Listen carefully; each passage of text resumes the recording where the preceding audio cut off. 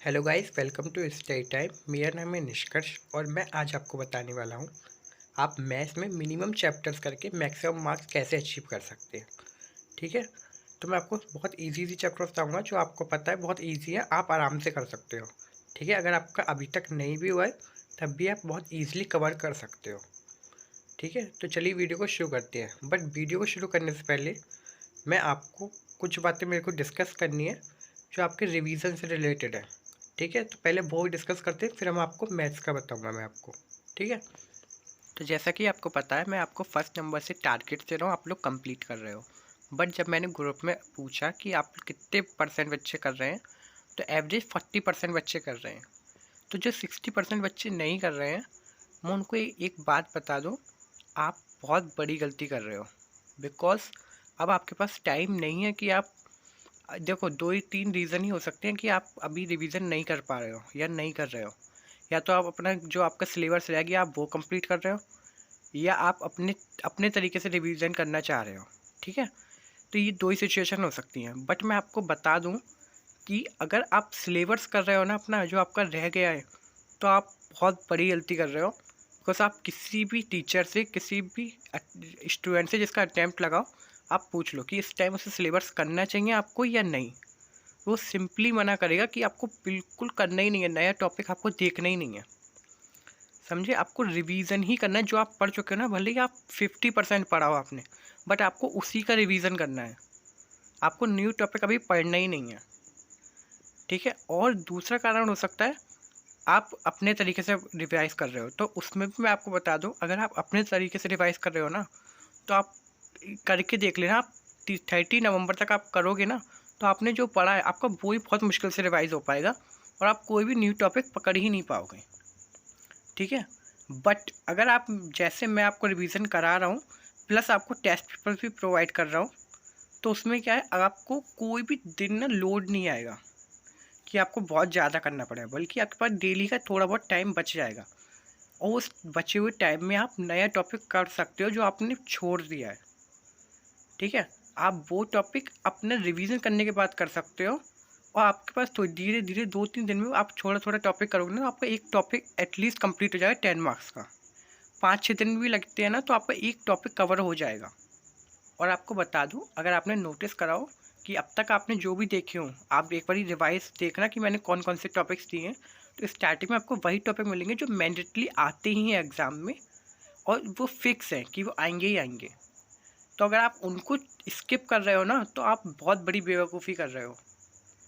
Because अब वो इतने बड़े टॉपिक्स हैं, अगर आप दो टॉपिक अगर एक साथ करना चाहो ना, आपके पूरे दिन में होंगे ही नहीं। तो आप ये बहुत बड़ी गलती कर रहे हो कि आप उसको नहीं कर रहे हो, स्किप कर रहे हो रिवीजन को।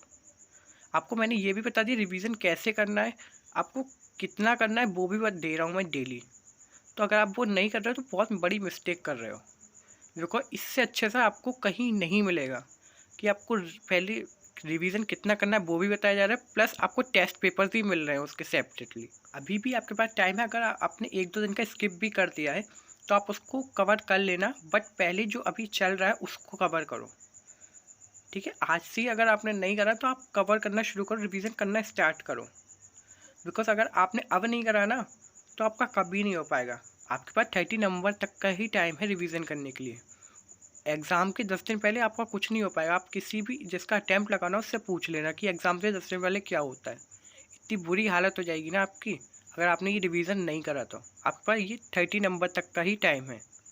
उसके बाद सिर्फ आपको जो 10 दिन मिलेंगे उसमें आपको पेपर ही सॉल्व करने हैं, उसके अलावा कुछ नहीं करना है। बिकॉज अगर आपने पेपर सॉल्व करके नहीं देखे तो एग्ज़ाम में आप कुछ नहीं कर पाओगे। तो उससे पहले आपको पेपर सॉल्व करने से पहले आपका रिवीजन होना बहुत ज़रूरी है। अगर आपके कॉन्सेप्ट ही क्लियर नहीं होंगे तो आप पेपर लिखोगे कैसे। तो आपको कॉन्सेप्ट अच्छे से क्लियर करना है, उसके लिए आपको रिवीजन करना ही पड़ेगा। और रिवीजन कैसे करना है उसकी वीडियो मैं बना चुका हूँ ऑलरेडी। उसी सीक्वेंस में आपको रिवीजन करना है, बिकॉज आपको ये आपका लास्ट रिवीजन हो सकता है। तो आपको ये जितना हो सके डिटेल में रिवीजन करना है, इसमें क्वेश्चन मार्क करने हैं, जितना हो सके उतने अच्छे से रिवीजन करना है। और अगर आप ये मिस कर रहे हो तो आप बहुत बड़ी गलती कर रहे हो। किसी भी जिसका अटैम्प्ट लगाना हो, सिर्फ उस बच्चे से जाके पूछ लेना कि इस टाइम आपको क्या करना चाहिए, ये जो मैं बता रहा हूँ वो फॉलो करना चाहिए या नहीं। सिंपली जो वो बताए ना आपको खुद पता चल जाएगा। एक बात और बता दूं आपको, मेरा फाउंडेशन हो चुका है। ये जितना भी मैंने सारे चैप्टर्स का करके मिक्स करके आपके लिए जो 30 डेज़ का प्लान बनाया है ना, ये सिर्फ आपके लिए बनाया है। ये सारा टाइम मैंने इन्वेस्ट आपके लिए करा है। और अगर आप इसे भी कैजुअली लोगे तो आपको बहुत प्रॉब्लम होने वाली है आगे। चाहो आप मेरी बात का विश्वास करो या नहीं, आपको 10 दिन में, अगले 10 दिन में पता चल जाएगा। तो बेटर है अभी आप संभल जाओ और जो रिवीजन हो रहा है आराम से अच्छे से करो, ठीक है। चलिए हम वीडियो के टॉपिक पे आते हैं।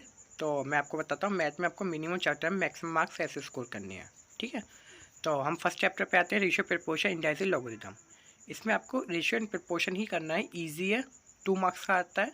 इंडाइसिस, लॉगरिथम आप छोड़ सकते हो, ये थोड़े से अजीब से क्वेश्चन होते हैं, तो बेटर है आप स्किप कर दो, ठीक है। नेक्स्ट हम आते हैं इक्वेशन। ये तो आप बचपन से पढ़ते आए हो, तो ये आपको करना है, 5 मार्क्स का वेटेज है इसका, तो ये आपको करना है, बहुत ईजिली आपका हो जाएगा, इसमें भी कुछ कठिन नहीं है। फिर हम थर्ड चैप्टर पे आते हैं, लीनियर इनइक्वालिटी। इसमें तो क्वेश्चन भी टोटल 50 नहीं होंगे, तो ये तो आप इजीली कर सकते हो। फिर हम आते हैं अपने फोर्थ चैप्टर पे, टाइम वैल्यू ऑफ मनी। ये थोड़ा सा लेंथी है, थोड़ा सा हार्ड भी आप बोल सकते हो सकता है आपको लगे, बट इसका वेटेज बहुत अच्छा है, 14 मार्क्स का, तो ये आपको कंपलसरी करना है।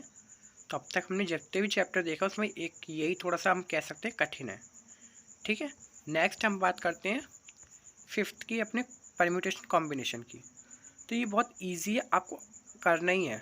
आपने अगर पढ़ा होगा तो आपको पता होगा, बहुत इजी है, ये आराम से हो जाएगा, ठीक है। नेक्स्ट हम बात करते हैं सीक्वेंस एंड सीरीज़ की। हाँ, परम्यूटेशन कॉम्बिनेशन का वेटेज है 5 मार्क्स का, ठीक है, ये मैं बताना रह गया था। अब आप पे आते हैं next chapter, sequence and series. तो इसका वेटेज है 4 मार्क्स का वेटेज है, चाहो तो स्किप कर सकते हो, ये आपके ऊपर है। इसको मैंने ऑप्शनल में रखा है, मर्जी आपको, अगर ईजी लग रहा है आप कर लो, कठिन लग रहा है तो आप छोड़ दो, ठीक है। नेक्स्ट हम बात करते हैं सेट रिलेशन फंक्शन। तो इसमें आपको केवल सेट करना है, सेट की थ्योरी है, 2 मार्क्स की आती है, बहुत इजी है, 1.5 पेज की अप्रॉक्स थ्योरी होगी, ये आप आराम से कर सकते हो। रिलेशन और फंक्शन आप छोड़ सकते हो, ठीक है। ये थोड़ा सा इसके अजीब से क्वेश्चन होते हैं, तो आप बेटर है छोड़ दो, क्योंकि मेरे को भी नहीं समझा था। अगर आपको समझता है तो अच्छी बात है, नहीं समझता आप छोड़ सकते हो। 8 चैप्टर को आपको स्किप कर देना है, मैं तो कहूँगा ही नहीं आप करो, 2 मार्क्स का आता है, 2-3 मार्क्स का, बेटर है आप छोड़ दो। नेक्स्ट हम बात करते हैं लॉजिकल रीजनिंग की। तो इसको तो मैं चैप्टर में इंक्लूड ही नहीं करता हूँ, ये आपको सारा ही करना है, और इसका 20 मार्क्स का वेटेज होता है, बट मैं 15 मार्क्स से लेके चलता हूँ। अगर आपको नहीं पता है क्यों, तो आप ज़रा ये वाली वीडियो देखना, आपको पूरा समझ आ जाएगा, ठीक है। मैं इसमें फिर मैंने आपको डिटेल में सब समझाया है कि आपको मैथ का क्या करना है, कैसे करना है, ठीक है। और इसमें मैंने 50 मार्क्स क्यों लिए हैं। नेक्स्ट हम आते हैं स्टैटिक्स पे। तो इसमें statistical description of data theory है, 4-5 पेज की थ्योरी आप आराम से कर सकते हो, और इसका वेटेज भी बहुत अच्छा है, 7 मार्क्स का, ठीक है। तो ये आप आराम से कर सकते हो, ईजी है। नेक्स्ट हम बात करते हैं मेजर ऑफ सेंट्रल टेंडेंसी या डिस्पर्शन। तो इसमें आपको हो सकता है थोड़ा बहुत कठिन लगा हो, बट आप एक बात ध्यान रखना, इसकी प्रॉपर्टीज़ वगैरह जो है ना, वो ध्यान रखना। इसमें जो बहुत लेंथी क्वेश्चन होते हैं ना, आप आराम से स्किप करो, वो आते ही नहीं है एग्ज़ाम में। जो आप पास का पेपर करोगे ना, जो मैंने आपको प्रोवाइड करती हूँ, तो उसमें आपको क्लियरली पता चल जाएगा इसमें कौन कैसे क्वेश्चन आते हैं। तो ये ईजी है, आप आराम से करना, 12 मार्क्स का वेटेज है इसका, बहुत अच्छा है। इसमें आप डिस्पर्शन वाले पार्ट को बोल सकते हैं, थोड़ा सा हार्ड है, सेंट्रल टेंडेंसी हार्ड नहीं है, ठीक है। नेक्स्ट हम बात करते हैं प्रोबेबिलिटी की। इसको आप, ये 5 मार्क्स का, 5 से 6 मार्क्स का आता है, आप आराम से स्किप करो, ठीक है। नेक्स्ट बात करते हैं थ्योरेटिकल डिस्ट्रीब्यूशन की। ये तो बहुत लेंदी है, तो मैं आपको बोलूँगा आप स्किप कर दो, ठीक है। अगर आपसे नहीं हो रहा ना, आप आराम से स्किप कर दो, ये 5 मार्क्स का वेटेज रखता है। फिर हम बात करते हैं कोरिलेशन एंड रिग्रेशन। ये आपको करना है, ये ईजी है। इसमें कोरिलेशन वाला पार्ट ईजी है, रिग्रेशन वाला थोड़ा सा बोल सकते हैं आप हार्ड है, ये थोड़ा लेंथी भी है, तो आप बेटर है आप कर तो लो। रिलेशन वाला में थोड़ी बहुत प्रॉब्लम आएगी, बट आप कर सकते हो, ठीक है। इसका वेटेज 5 मार्क्स का है, ठीक है। नेक्स्ट हम बात करते हैं इंडेक्स नंबर। तो इंडेक्स नंबर का वेटेज बहुत अच्छा है, 6 मार्क्स का आता है। इसमें मोस्टली क्वेश्चन थ्योरी के आते हैं, बहुत ईजी है, तो आप आराम से कर सकते हो, ठीक है। तो आप ये कर लेना है। अब आप देखोगे तो जितने ही मैंने चैप्टर बताए उसमें सिर्फ एक टाइम वैल्यू ऑफ मनी थोड़ा सा हार्ड है, और हमारा एक थोड़ा सा डिस्पर्शन और एक रिग्रेशन है, बस ये 3 चीज़ें हैं जो थोड़ी सी हार्ड है, तो इस पर आप थोड़ी सी मेहनत ज़्यादा कर लेना, बाकी सब तो इजी है ही। मैं आपको इनकी एक समरी दिखा देता हूँ। ये आपका टोटल वेटेज आप देखो ना, तो आपका करीब करीब 70 मार्क्स से ऊपर का ही बैठेगा, ठीक है। तो आप आराम से 70+ मार्क्स स्कोर कर सकते हो, वो भी इजी चैप्टर्स करके। मोस्टली बच्चे मैं देखता हूँ ना मैथ में फेल होते हैं, तो बेटर आप इतना पोर्शन करो, इजी वाला पोर्शन है, इतने में आप आराम से पास हो जाओगे। पास भी नहीं, अगर आपने बहुत अच्छे से प्रैक्टिस करी ना तो 70 में से 60 मार्क्स आपके आराम से आ जाएंगे। ठीक है, तो आपको टेंशन नहीं लेनी है, इतना आप पार्ट करके जाओ, आपका आराम से मैथ में हो जाएगा क्लियर। और 70+ का तो आप करके जा रहे हो, तो आपको टेंशन लेने की तो बिल्कुल बात ही नहीं है। ठीक है, तो मैंने आपको मैथ का पूरा बता दिया, और रिवीजन वाली बात ध्यान रखना। तो आज के लिए बस इतना ही। वीडियो को लाइक कर देना और चैनल को सब्सक्राइब करके ही जाना। ठीक है।